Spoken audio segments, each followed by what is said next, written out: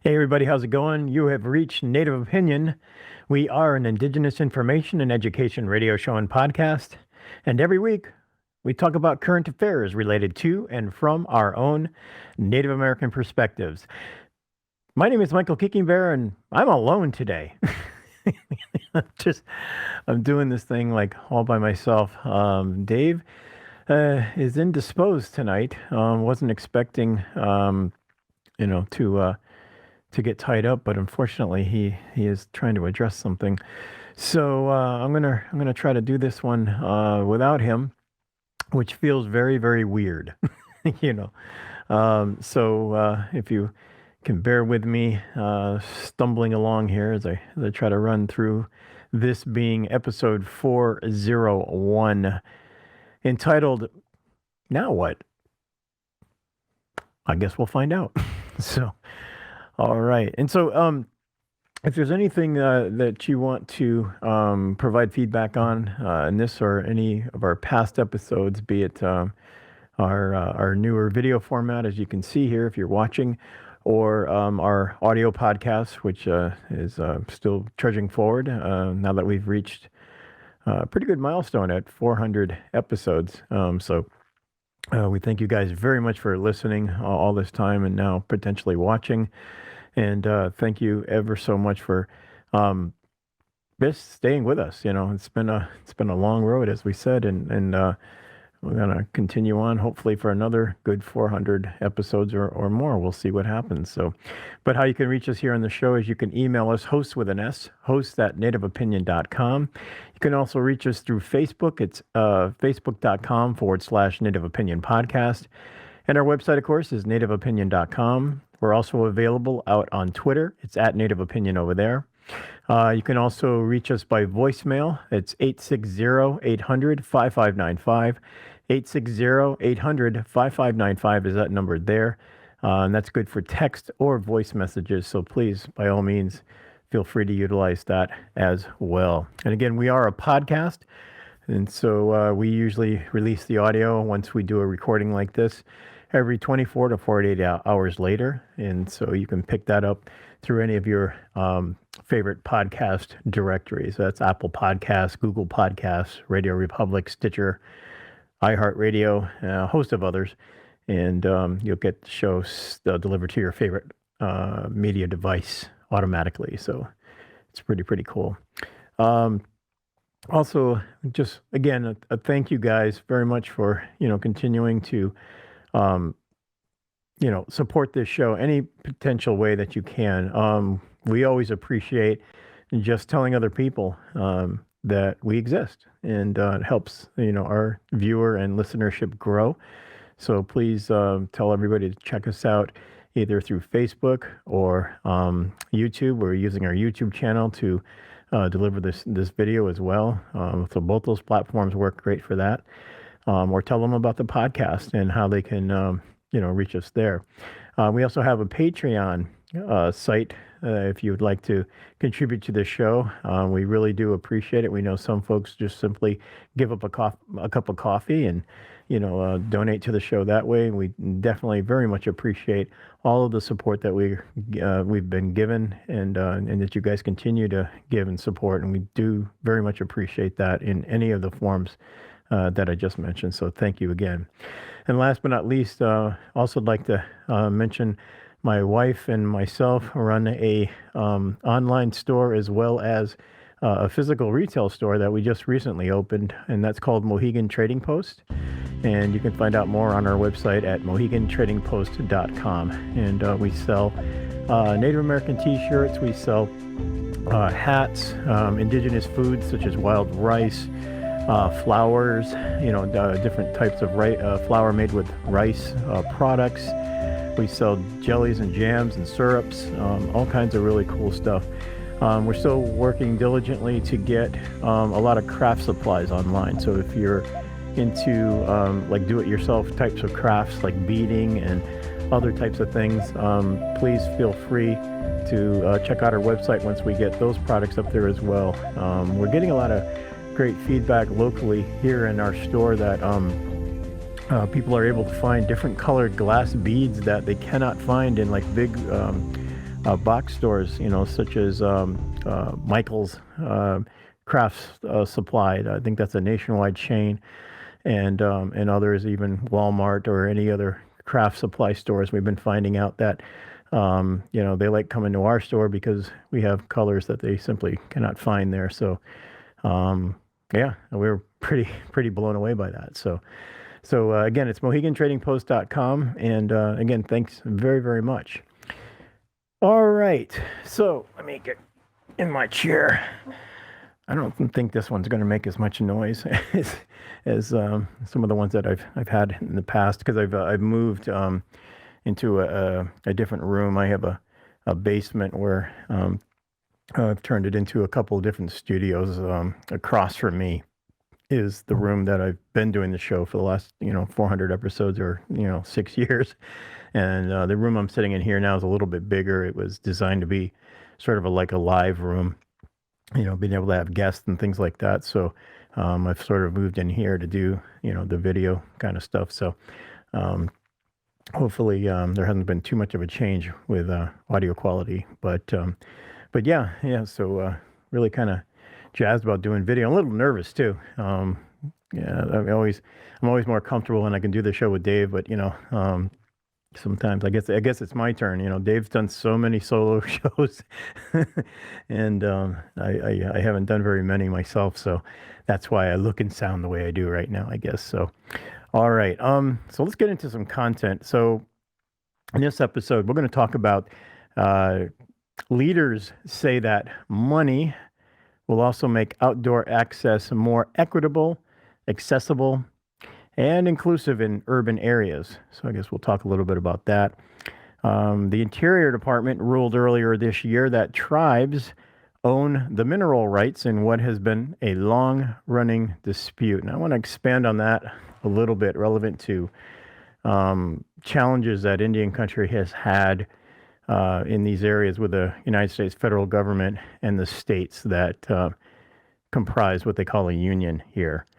And then last but not least, we're going to talk a little bit about, as you may have heard all over mainstream, because that's all they can talk about, it seems.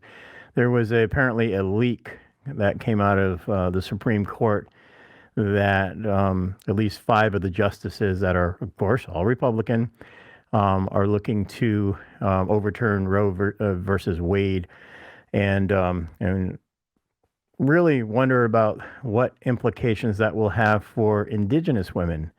We hear, a lot about women in general in terms of, how this is going to affect them. And, I'll, preface everything before we get into all the content here by saying I believe in a woman's right to choose.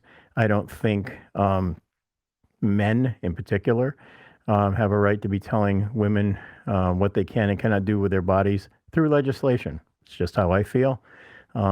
Plenty of people out there argue with me on this, but I think it's the right way to go. So we'll try to discuss that a little bit more tonight, or today, or whatever time it is that you pick up this show. Okay. As I rub my eye, let's see. So the first title of this article reads, Deb Haaland announces $9 million grant to expand Minnesota parks. Says leaders say that the money will also make outdoor access more equitable and inclusive in urban areas. So out of St. Paul, Minnesota is about to get $9 million in federal money to renovate parks and build new trails, particularly in urban areas. The Secretary of the Department of Interior made the announcement in the Twin Cities today. Jennifer Hoff is live at Theodore Wirth Park in Minneapolis with more on what it means for our state. Hi, Jennifer.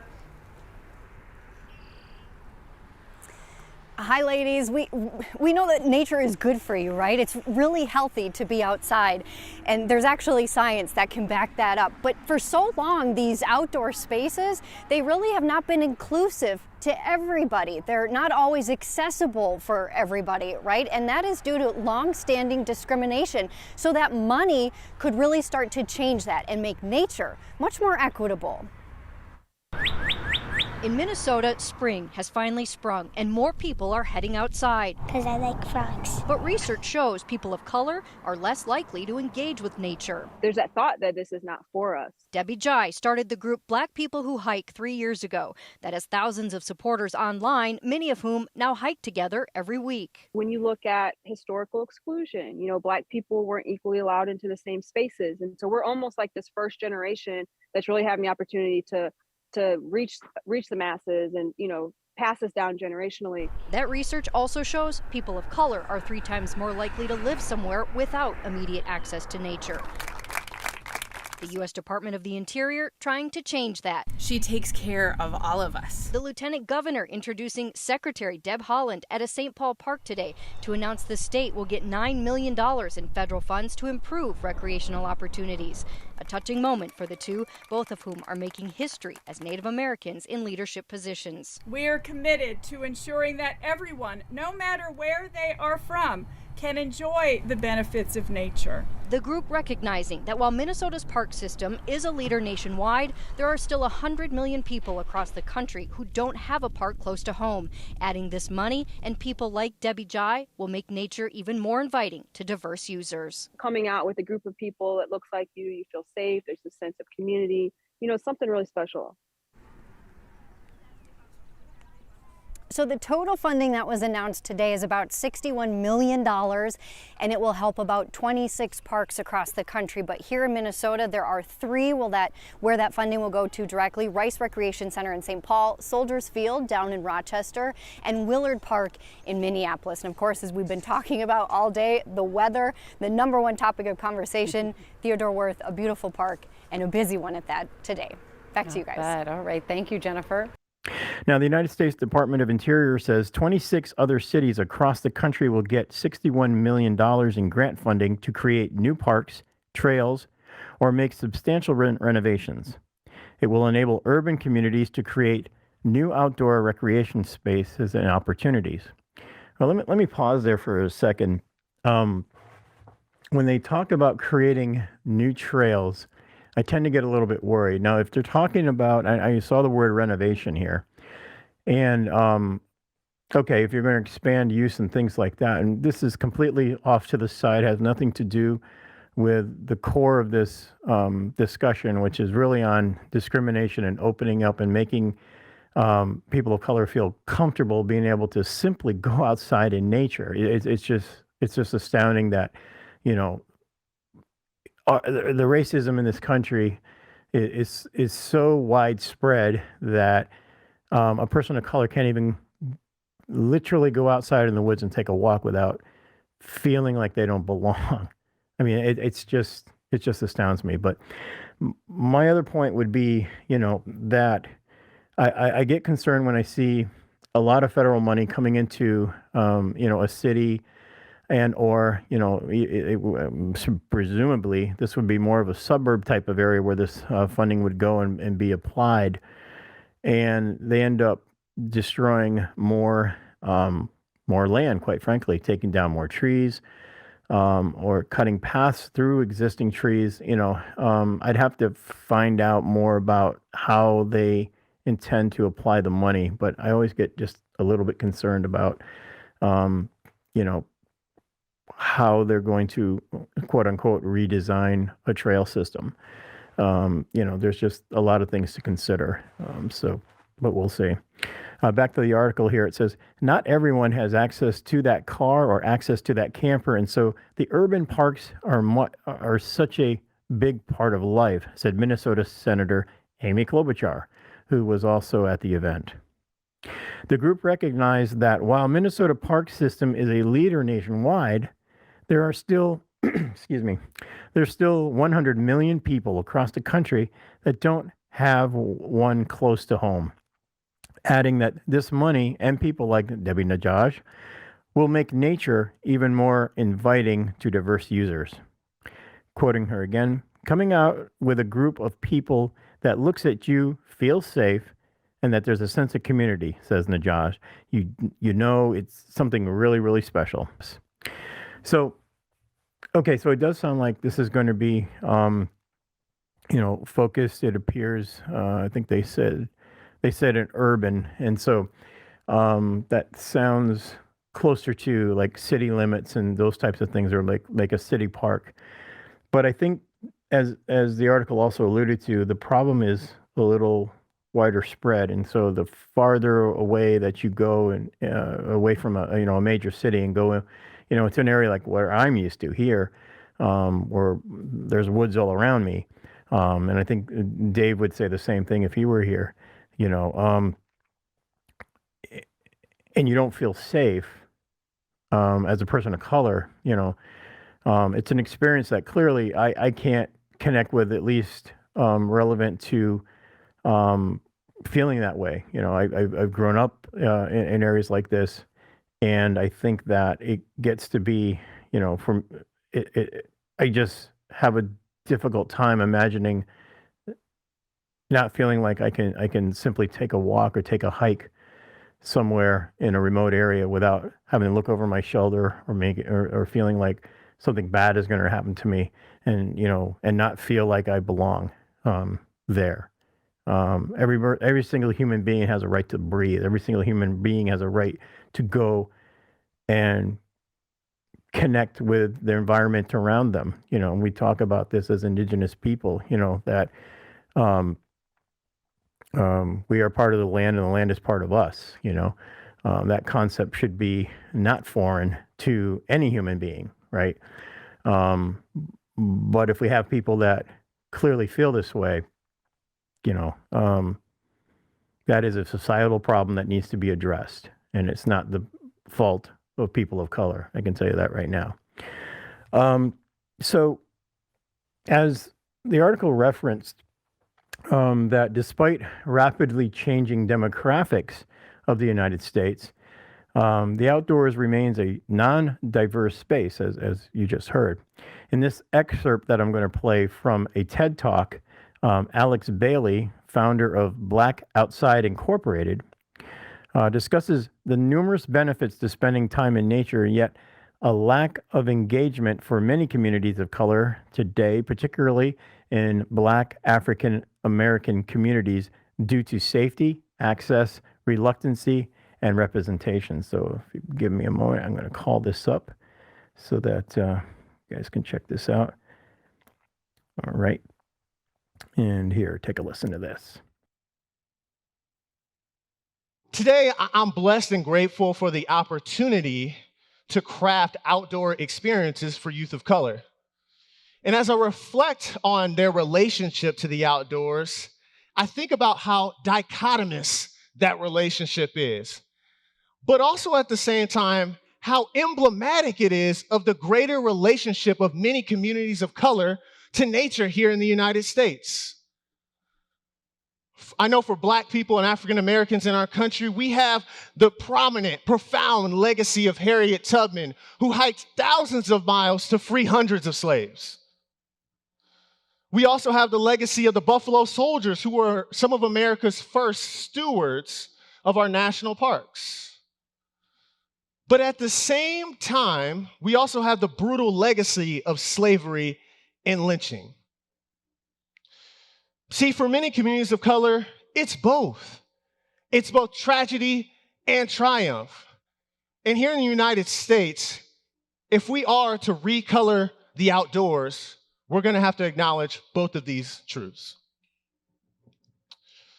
So, in case you haven't caught on, the outdoors isn't a very diverse place. It isn't.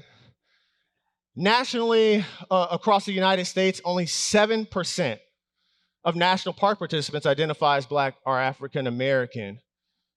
But what's even more astounding is here in our own state of Texas, only 1% of Texas state park participants identify as Black. To me, this is an urgent issue we've got to work together to solve. What we know from numerous and countless studies, and might I add 5 very, very great TED Talks, is that proximity to nature and green spaces and time spent in the outdoors has both physical, psychological, and social emotional benefits for us as humans, and especially for our youth. It's a vital experience that we need. But yet, In many communities of color, and especially in some Black circles, to be honest, the outdoors isn't a thing that Black people do. Why? Why is that? And is there a way we can work together to change that? So let me stop right here really quickly and acknowledge something to y'all. I did not get my degree in outdoor education. I am not a deep mountain outdoor guide. I haven't hiked the Pacific Trail. I haven't hiked the AT, the ACT. I honestly lose track of all the acronyms for the great trails we have across our country. I honestly spent the bulk of my adulthood as a high school teacher and educator. And in my observations, both as a teacher and as an instructional coach later, what I saw is that successful, impactful schools working with communities of color are able to incorporate the familial, cultural, and community capital of their students. They see their students and young people not as empty vessels, but as building blocks for knowledge. That discussion, that framework, that isn't happening in the outdoors. What we're not seeing enough of is the acknowledgement of these tragedies and triumphs, this pain, this joy that many communities of colors might be carrying with them into outdoor spaces. This is what in education we call relevancy. For folks who manage outdoor spaces and lands, this might mean digging into the history of people of color in the space and finding strategic ways to elevate their stories of triumph, but also not running away from the painful truths that might have happened there also. It's super important that we acknowledge both. Here in our city of San Antonio, let's be honest, we're really quick to acknowledge the history of Spanish colonization and Texas independence. But how often do we see the stories of the indigenous people that lived on this land for hundreds and hundreds of years? How often are their stories elevated? How often do we hear about their tragedies and their triumphs? Now, we can create as much relevancy as we want. But if we don't have representation, those efforts are going to be in vain. Similar to outdoor participants, outdoor marketing and advertisements is not very diverse at all. In the prominent book, Black Faces, White Spaces, Dr. Caroline Finney took a deep examination of this. And what she found after looking through 4,000 magazine advertisements in a prominent outdoor magazine is that less than 3% featured African Americans. Similarly, if we're to be truthful, you can open up your social media feed and scroll down some of the pages of some outdoor brands. And you'd be surprised to find how there's still a lack of diversity in advertising. What I'm saying is this, is that in order for our young people in communities of color to see and understand that the outdoors could possibly be an inclusive space in place, they have to see themselves in marketing and advertisements. They also have to see leaders that look like them leading programs that might just understand a little bit of the tragedies and triumphs that they might carry with them to the outdoors. All right, there you go, Mr. Alex Bailey. And great stuff. We'll have links to more of his material in the show notes, and also the full piece of that TED Talk. That was just a very small portion of it. So good stuff. And I appreciate his acknowledgement of Indigenous people in the state of Texas, because traveling through that state, you will find little to nearly none, sadly, depending on where you're going. And again, it has to do a lot with the history of the country and how this country grew up. So let's talk about another state. This one I'll chalk up to say same old, I guess, in many ways. This article is entitled "North Dakota Challenges Tribes Awarding of Mineral Rights." So based on that title alone, I guess you can guess where this is going, right? So the Interior ruled earlier this year that the tribes own the mineral rights in what has been a long-running dispute. This was written by James McPherson for the Associated Press, and it was delivered through Indian Country Today. Out of Bismarck, North Dakota, the same North Dakota that we had one of the largest gathering of indigenous people in protest of a certain pipeline called the Dakota Access Pipeline. So out of Bismarck, they write, North Dakota is challenging the federal government's awarding of lucrative mineral rights under a Missouri River reservoir to the Mandan, Editsa, and Arikara Nation, known as the three affiliated tribes. The state attorney general's office said last week that it filed notice with the United States District Court in D.C. that it plans to intervene in the tribe's lawsuit against the federal government, said that its motion, quote, ready, preserves the state's position while also allowing discussions to continue with the tribes and the United States to reach an amicable resolution. Well, isn't that nice of them? It almost sounds like they're giving their permission for tribes to continue discussing a long-standing issue that they have in this case and against the United States government. But if they want to play, let's play. The Interior Department ruled in February that the tribes own the mineral rights in what has been a long-running dispute. An Obama-appointed can't talk today. Sorry. An Obama appointee affirmed the tribe's ownership of the rights in 2017, but a Trump appointee ruled in the state's favor in 2020. How typical, before the Biden administration scrapped that rule last year. So we're playing ping pong basically with these folks' lives and bringing resolution forward here because it's a political hot potato. Thanks, guys. At stake is an estimated $100 million in unpaid royalties held in trust and future payments to come from oil drilling beneath the river. The federal government dammed the river in the 1950s, flooding more than a tenth of the tribe's 1,500 square mile Fort Berthold reservation and creating the reservoir Lake Sacagawea. Tim Purdon, an attorney for the tribe, said Monday that the Interior Department's ruling didn't resolve the tribe's entire lawsuit, including their claim to unpaid royalties. Not surprising, those are my words. Quoting attorney Purdon again, the remaining claims are the financial accounting and payment of monies owed to the tribes for drilling under the river. Now get this.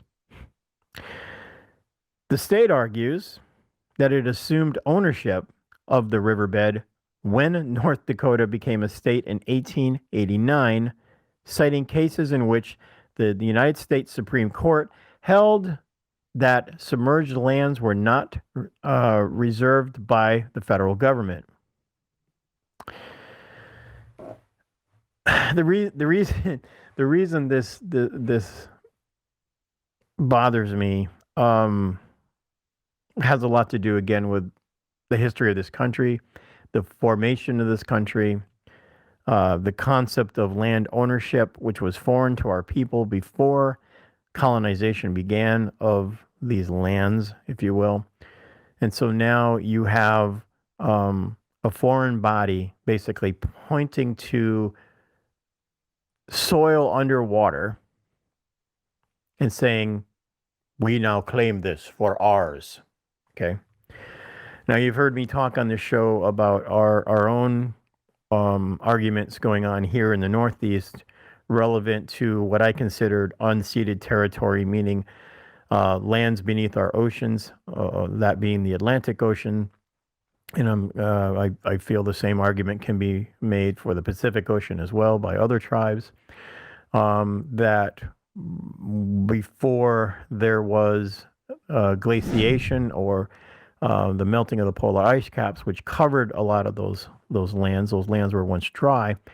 Our people occupied those lands. So this is long, long, long before any hint of colonization. We're talking, by most science standards, we'll say, 12 to 15,000 years ago. Okay. But these guys are saying, hey, because we decided to do it for ourselves in 1851, we're taking these lands, we're claiming them, and you have nothing to say about it, meaning the tribes. So you can imagine I'll be nice and not say a lot of words that I'm not supposed to say on the air. Going back to the article here, it says the tribe's chairman, Mark Fox, said the state's challenge was expected and that the tribes will fight it. He has previously condemned the state's past efforts to intervene and said the tribes being granted ownership of the mineral rights corrected a, quote, grave injustice. I mean, all due respect to Chairman Fox, but again, the word, the word that he used was, I'm sorry, he didn't use, but the word that's being used here in the article is granted, as if we had to get permission from the United States government to retain rights that these tribes already had before the existence of the United States, the union of a bunch of states together. And so when I read this too, it just spoke to me of, same old, same old. So the fight over land, more in particular, what's under the lands, okay, especially out in the Midwest, our tribal relations have had to endure that kind of stuff, and it's nothing new. This long-standing classic example, I would say, of an even longer playbook of the United States federal government, as well as, or in collaboration with, its union partners, the states, if you will. Okay. Now, in this case, again, we're talking about the 1851 Fort Laramie Treaty that is once again, being fought over and or, of course, broken by the same United States government. I'm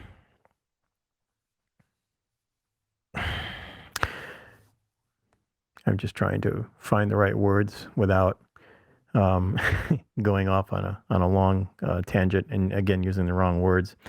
Again, this isn't the first time that we've had to have these types of fights. One of the examples that I want to give to you, the audience, I've mentioned this in past episodes before, but this speaks to me about the Eloise Cobell case from the 1990s. It may have been even earlier than that. Eloise Cobell was from the Blackfeet tribe, and she waged a court case, a first in history, of herself first as an Indigenous woman, but then on behalf of a lot of tribes that had lands that were supposedly supposed to be entrusted by the federal government, and they failed to do so. And it was the first time that there was a high-profile case of the tribes suing the United States federal government. So I want to read something here to you guys about a documentary that I really would recommend that you guys check out. So the documentary is called 100 Years, One Woman's Fight for Justice. It follows Eloise Cobell in her 30-year fight for justice for 300,000 Native Americans whose mineral-rich lands were grossly mismanaged by the United States government. In 1996, Cobell filed the largest class action lawsuit ever filed against the federal government. And for 15 long years and through, ready, 3 presidential administrations, Eloise Cobell's unrelenting spirit has never quit. This is a compelling true story of how she prevailed and made history. So what I'd like to do for you guys, I want to play the audio from the trailer. Of course, if you're watching our video, you'll actually see the trailer itself. But it's well worth checking out, and we'll have links in the show notes for you guys to take a look. So please take a listen and watch this.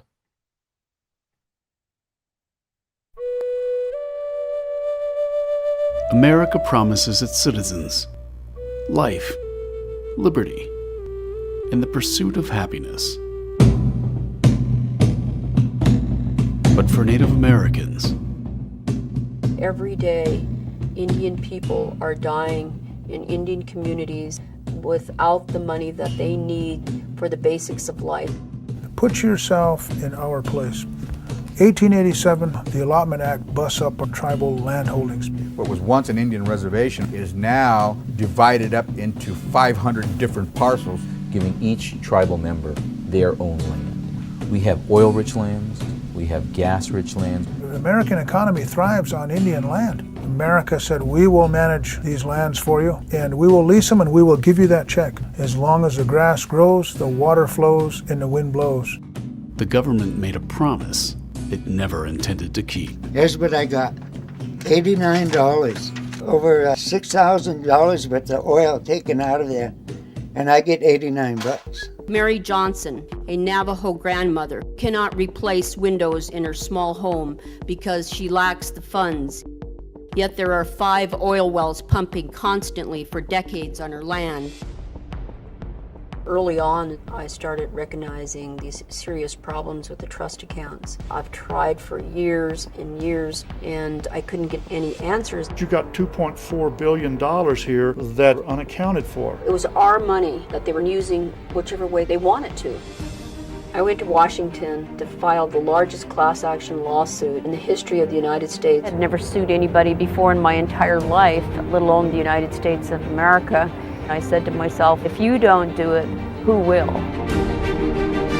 We have a system that hasn't had an accounting for 100 years. This system developed in the private sector. People would be in jail. You need to stop and think what you would do to somebody if it was your grandmother's estate and it had been plundered.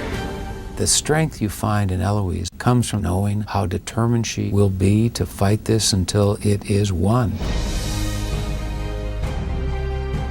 All we're asking for is accountability.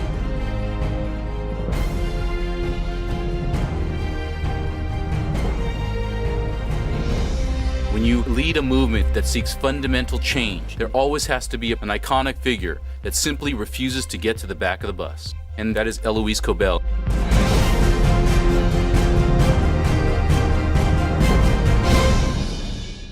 You can also go to www.100yearsthemovie.com and please check that out.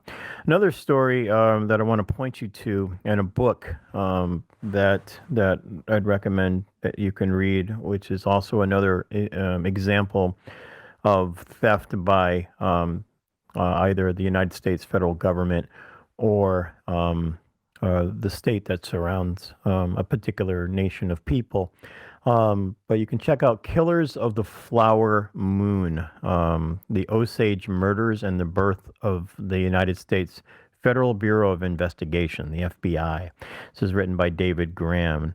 I wrote a blog article about this several years ago. Let me see if I can scroll back here. May 17th of 2017. So if you want to check that out, and it's on our blog and our website, I'll link to this to make it a little easier for you guys. But another classic example of how our people have been hurt. They wanted the rich oil deposits underneath Osage feet and swindled their way to that, leaving the tribe pretty much destitute and poor. When you think about how we talk about rich oil barons, right? And these folks that make tons and tons of money through oil and gas production and things like that. In some of these cases, off stolen land and stolen resources that were never theirs to acquire and to take. So I really recommend that book, and please, check that out. All right. So I know I'm kind of flying through this a little bit faster because it's our show tends to go slower when there's two of us and we're throwing ideas back and forth. So again, I'm rather new to doing this by myself, so so I apologize. I wanted to kind of have a discussion about Roe versus the Roe decision, or the one that's upcoming from the United States Supreme Court. I opened this episode and let you guys know that I support a woman's right to choose what happens for herself, for her body, and or surrounded by close family, friends, doctors, and whatever spiritual entity that she chooses to consult with. I think that is her choice, period, end of story. It is not the choice of men. It is not the choice of a political party. It is not the choice of anyone else. But we live in a polarized United States of America, politically polarized. And that is by design, without sounding like a conspiracy theorist or like, one of these idiots that you might see on these other channels. And just, I'm just have no time for them. But as you guys know, I can, from a political point of view, if I have to choose to affiliate myself with a particular political party, I would say I'm closer aligned to progressive Democrats. But, can't get behind everything that they promote, like the Green New Deal. I have many issues with the Green New Deal, for example. But anyway, I watch the Young Turks, which is a progressive news network, quite often. And I also, out of full transparency, I go as far as support them financially as well. And one of the stories that they ran caught my eye that I want to call up here, because I think it is concerning when you talk about, okay, when federal protections are removed in this case. So this is a part where there was a lot of work done in years past to make sure that there was some level of protection for a woman's right to choose. And when you have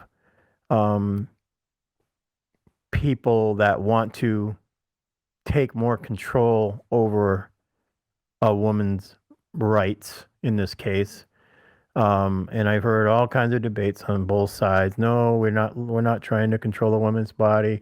There's some Republicans that support having a heartbeat bill, I guess they call it, and where no, they shouldn't. There shouldn't be restrictions when it comes to someone that's been raped or something to that effect. But here's a story that I think shows you what potentially is going to happen in a lot of these states if this is actually overturned. So let me go ahead and play this for you. Here we go. And speaking of the judiciary, well, what we have is 2 days after that draft Supreme Court opinion gutting Roe v. Wade, after that was leaked, well, Louisiana has now introduced a bill that essentially classifies abortion as homicide. And the bill, it allows individuals who terminate pregnancies and those who assist in any way to be charged with murder. Here's what we know.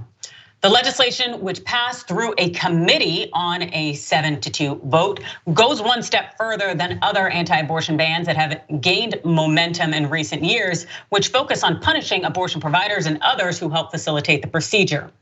Now, Forbes had this to say about Louisiana's bill, which is known as HB 813. The bill fully recognizes the human personhood of an unborn child starting at the moment of fertilization. And it grants embryos and fetuses the same rights under the law as human beings outside of the womb. What this really means then is that in Louisiana, having, assisting, or performing an abortion would be treated as, once again, homicide, murder. And the state isn't even waiting for that final SCOTUS opinion on Roe v. Wade and whether it and its legacy and progeny will stay on. The legislation would take effect immediately, even if federal abortion rights are still in place and the Supreme Court hasn't overturned Roe v. Wade. As the bill stipulates, it should be enforced without regard to the opinions and judgments of the Supreme Court of the United States and Roe v. Wade, or any other past or future abortion-related rulings, as well as any federal statutes or executive orders. Moreover, what we know is that any state judge who tries to block the law should be impeached or removed, the bill states. And as if this bill really couldn't get any worse, it actually can and does get worse here, because it's not simply limited to traditional notions of abortion because of how it's worded here. Critics pointed out during the hearing Wednesday that the bill could stretch far past abortion and punish those who participate in vitro fertilization, as not all eggs fertilized during IVF may be successful in terms of bringing about a pregnancy, meaning some would be killed as defined by HB 813.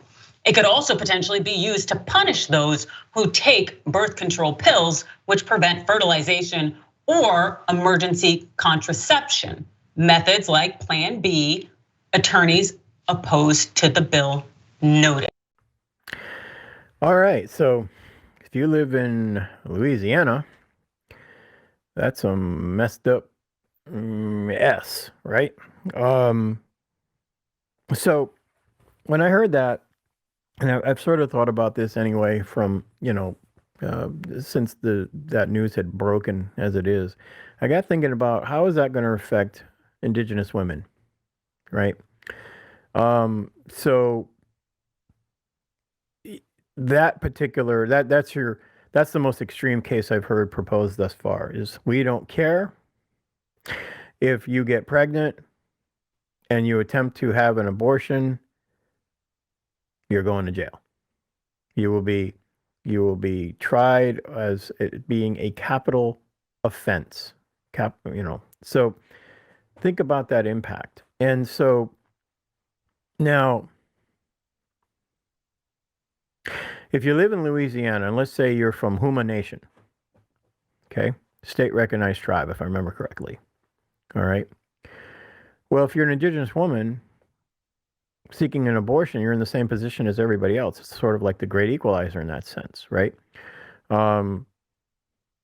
You would end up having to, in essence, sneak out of the state and try to find a state, somewhere else. And if you're living in a quote unquote, from a political perspective, red state, how many states do you have to cross through before you can find a blue state or a state that's got much laxer or is still supportive of, on a woman's right to choose.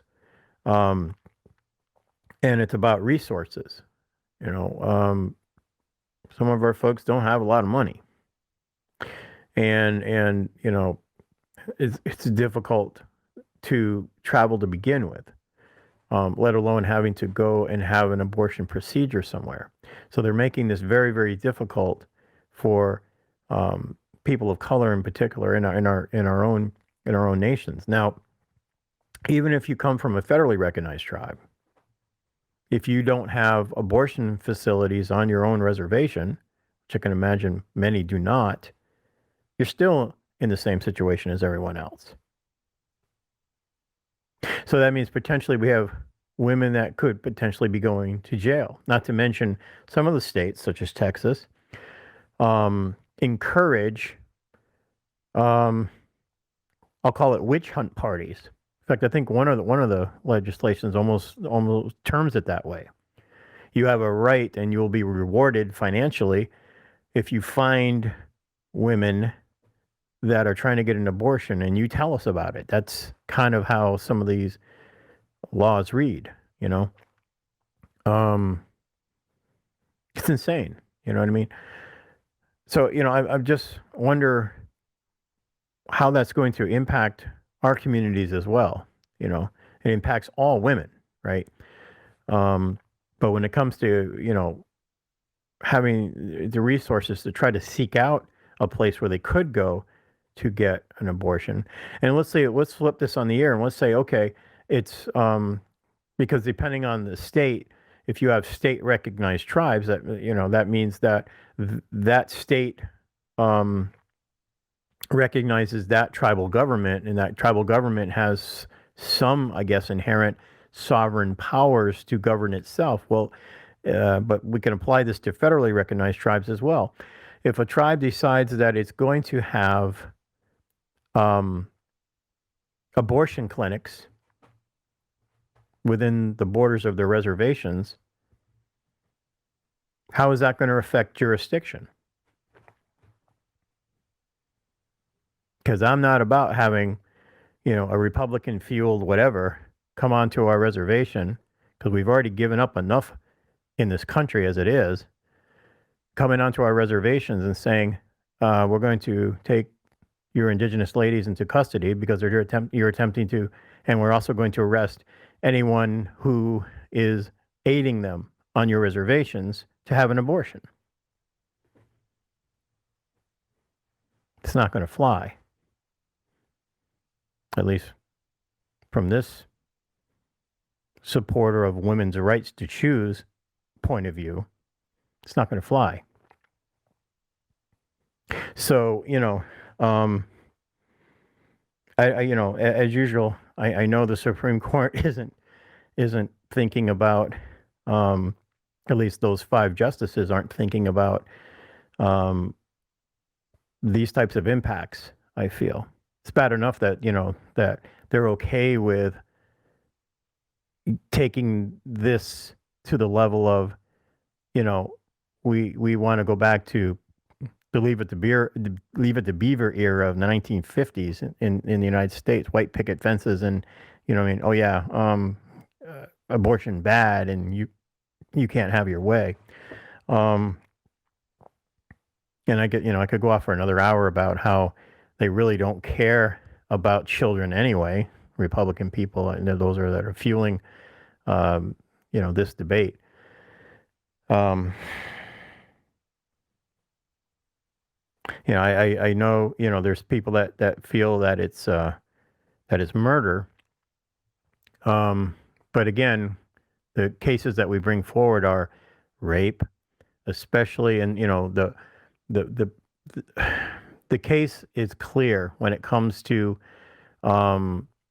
rape by other family members.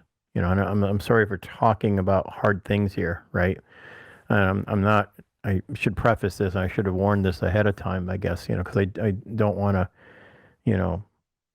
trigger anybody, that's been in this situation before. But it's a real concern, is that if you're going to have such a broad, sweeping law that takes those rights away, the right to choose, the right to have a decision over your own body, and somebody abuses you. Because, another example that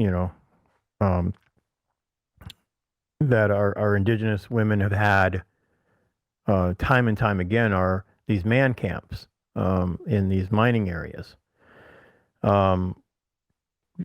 Instantly, if you you become pregnant and it's not your fault because someone took advantage of you and abused you, Louisiana says you're a criminal. Texas says you're a criminal, with different caveats, of course. And about 14 other, maybe it might be even more, red states, if you will, more or less through their legislation, are calling you a criminal because you want to have an abortion.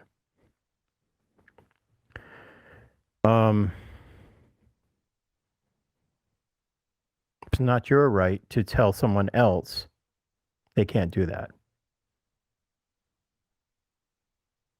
Because what it also fails to do is it almost puts a lady that may want to have children one day wants to have the flexibility to make that decision for herself and with her partner. And just because that moment in her life, she suddenly has a baby growing inside of her that she initially did not want or was not ready for, because, as I said, her decision is to wait and have a child later. See, that's the other argument I've heard some of these conservatives make is like, they're promoting growing families. I'm trying to think of the term that I heard used. It was anyway. They're okay with that. They're okay if you follow their their rules and have a family as they define it, meaning between a man and a woman within some certain age range. They're fine with that. But if you're a woman who happens to be maybe not of the political right persuasion, now suddenly you're cast out, because either you decided for yourself you don't want to have any children, or I've decided I want to wait and have children when I'm closer to 40, maybe. Whatever age she deems appropriate, and with whomever she chooses to have in her life. But these guys are not about that. These guys are about do what we say. And to codify that, we're going to do it through legislation. I mean, all you have to do is look at a map of all the states that have legislation ready to go, if not adopted already. In fact, I think in this case, with Louisiana, they said, we're going to adopt it anyway. We're that sure the Supreme Court is going to overturn Roe, we go ahead and implement it anyway. God help you if you're a lady and you're living in Louisiana.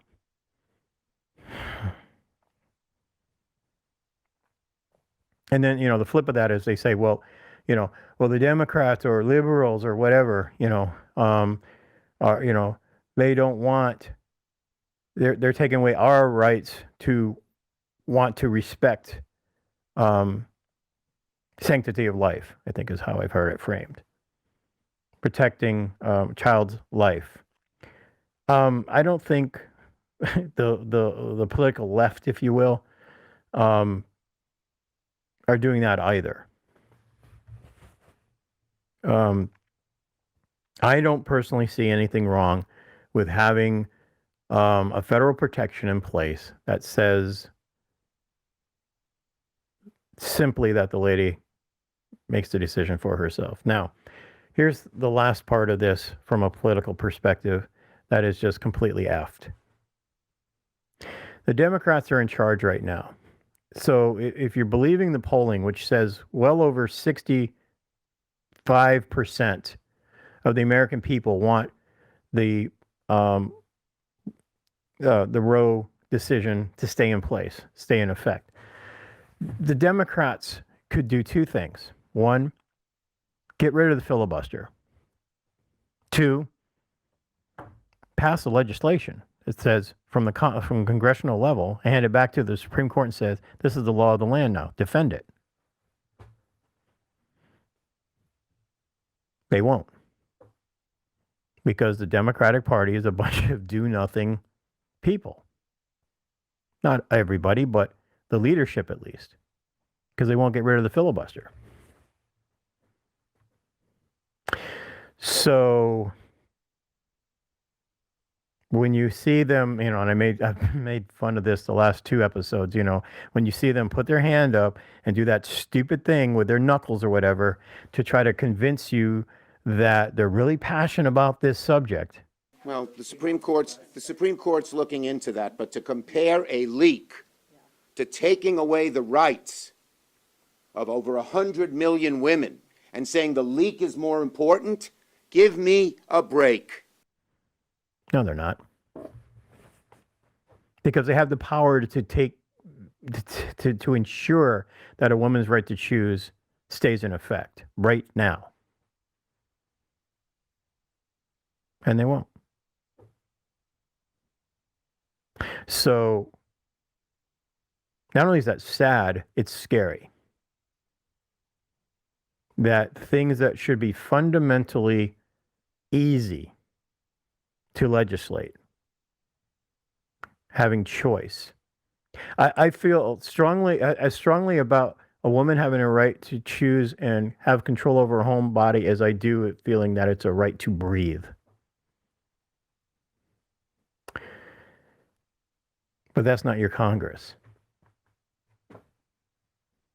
And, you've heard Dave and I debate, over whether or not Native people should even participate in American elections. And I talk about this all the time. I waffle back and forth on the subject. But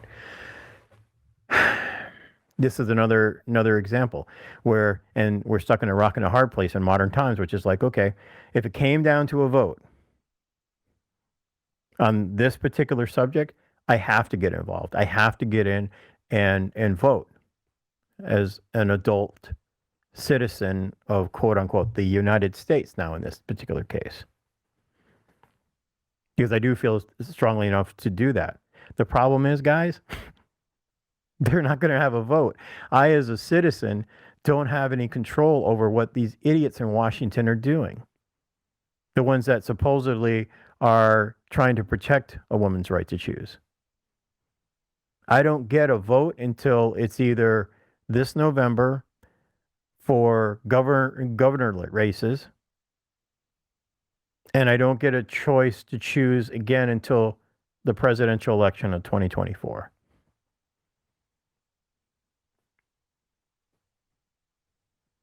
So I can't get rid of the crap decision makers right now today.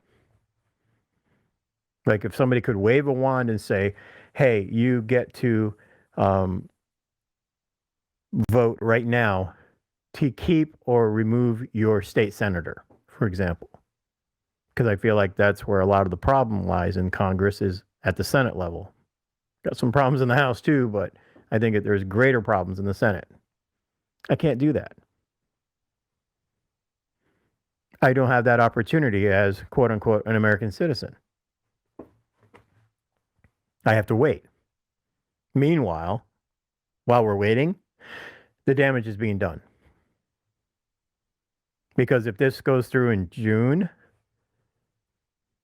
suddenly 14 plus or more states are going to say women do not have the right for that aspect of control over their body.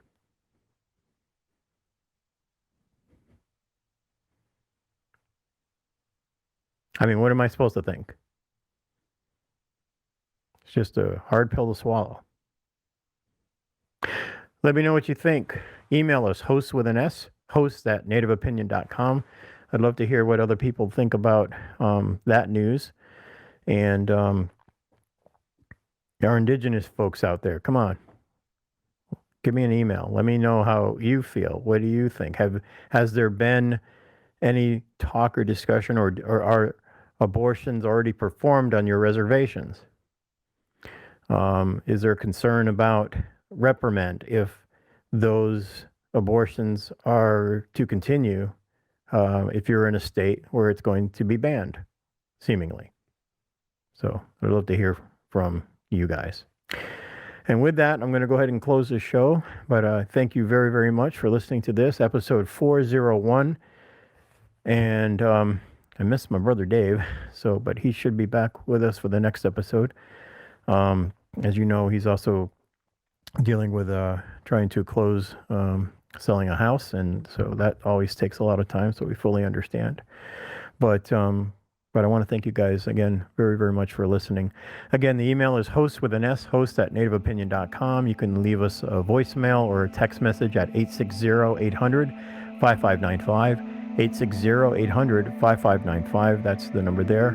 Reach us through instant messaging through Facebook, and our Facebook page is facebook.com/Native Opinion Podcast. You can also reach us through Twitter, unless Elon Musk decides to shut it down. But it's at Native Opinion out there. So again, thanks everybody. My name is Michael Kicking Bear. I'm a citizen first and foremost of the Mashantucket Pequot Tribal Nation, and secondarily, of course, to the United States of America. So until then, take care. Bye-bye.